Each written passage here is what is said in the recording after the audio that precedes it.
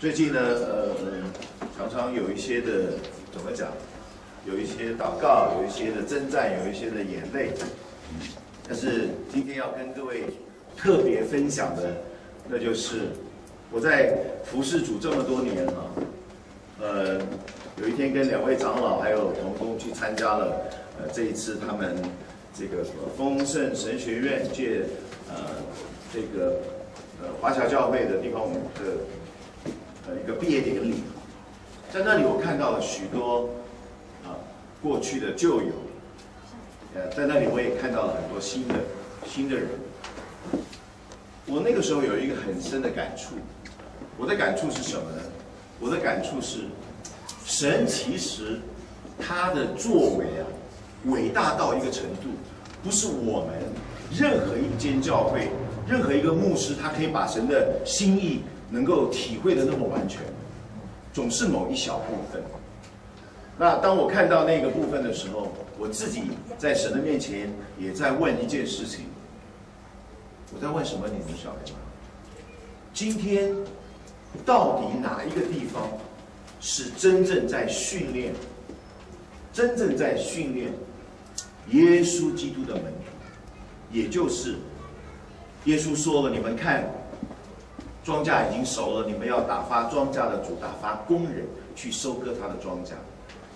我觉得神学院有的时候会有一些学位，然后也有一些人他们很努力的，然后他们到最后拿到了学位以后，可能会在某一个教会、某一个地方服侍的工厂里面去服侍主。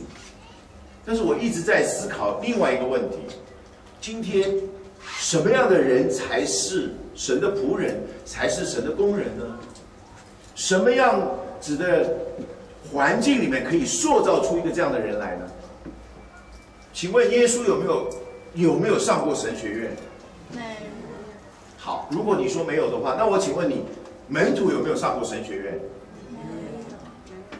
你知道很有意思，林道亮院长过世了，他在中华福音神学院的时候，他讲一句话，他说了，神学院让你们来学这个神学的目的是什么？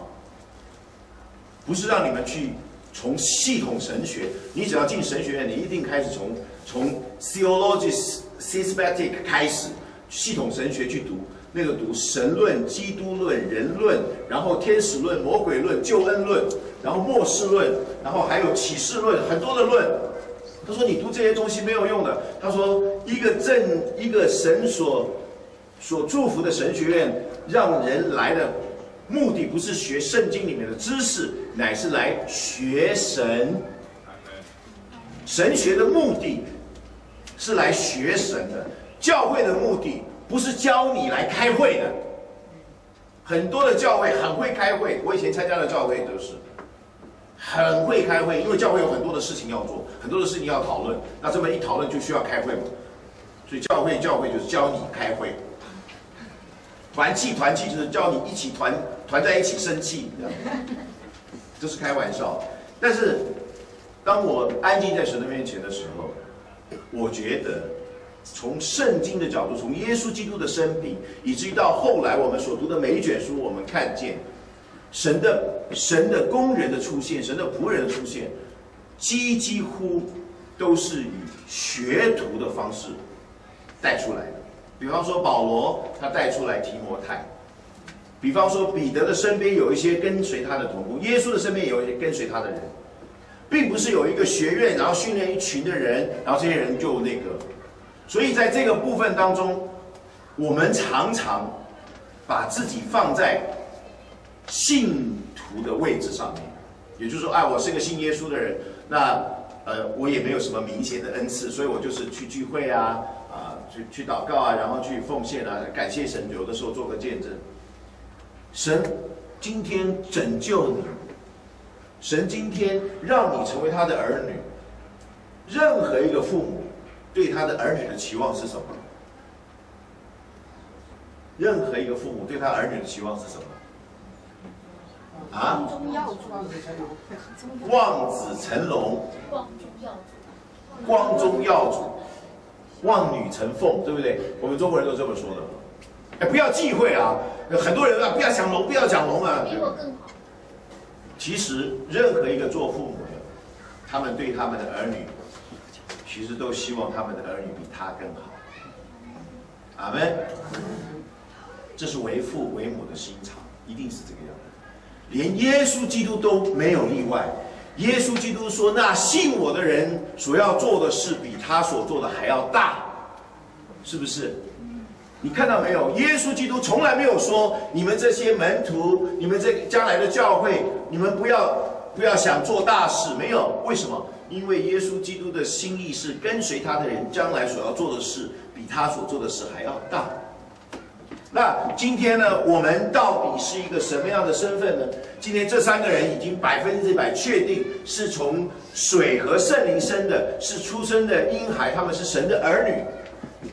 可是我们从圣经里面角度，当我们这一些人在还没有信主的时候，我们到底的身份是什么？他说，我们的身份其实是在另外一个身份里面，那个身份叫做奴仆的身份。我们来看圣经。罗马书第6章，我今天要跟各位讲的题目叫做“亦有一子，也是朋友，也是儿子”。我们看罗马书第6章，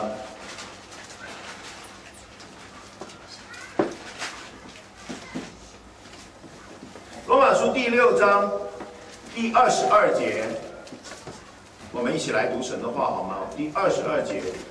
预备，来！但现今你们既从罪里得了释放，做了神的奴仆，就有成圣的果子，那结局就是永生。阿们。这里讲到说，我们从罪里面得了释放，做了神的什么？奴仆。哎呀，原来啊，我们是神的奴仆啊！弟兄姊妹，你看到没有？我们有一个身份。是神的奴仆，这里清清楚楚说的。他说我们过去是罪的奴仆，现在呢，我们因为耶稣基督罪得到了释放，然后我们就成了什么？神的奴仆了。奴仆好不好？好，不好。来，好的跟不好的站起来打一架吧。奴仆好不好？不好啊。那我告诉你，奴仆其实很好。哎，你看多好。在埃及的时候，他们是埃及的奴仆，对不对？早上醒过来，晚上睡觉，你什么也别想，人家叫你做什么你做什么，人家给你吃什么你吃什么，你看多舒服。累吧你就怨一怨，偷偷懒；舒服的话你就觉得你今天很幸运。奴仆就是这种心态。可是当他们有一天发现，那个奴仆的恶，那个奴仆的压力越来越重的时候，他们就呼求神，神就听了这些奴仆的祷告。你知道这些人叫亡国奴，那一群人曾经是神所拣选的，因这约瑟的缘故祝福那一群人。然后呢，他们就祷告。你知道，这里在祷告，那里神早就在80年前，为了这一群人的祷告，早80年就在做事了。你知道不知道？你今天的祷告，上帝要花多少年以前为你今天祷告所要做的事情，要先把它做好。当这群人祷告说：“神啊，你救我们了。”结果呢，神在80年前就塑造了一个人，那个人叫摩西。然后神就在这个旷野里面，火烧荆棘的异象里面，就呼召了摩西，叫摩西去把他的百姓从埃及领出来。结果呢，就把他们领出来了。弟兄姊妹，不要小看圣经哦，在这个世上绝对没有一本书会超越它。为什么？因为出埃及记所记载的每一件事情，每一个神迹奇事，如果它是假的，埃及整个国家可以起来反抗，可以起来批判圣经的，可以起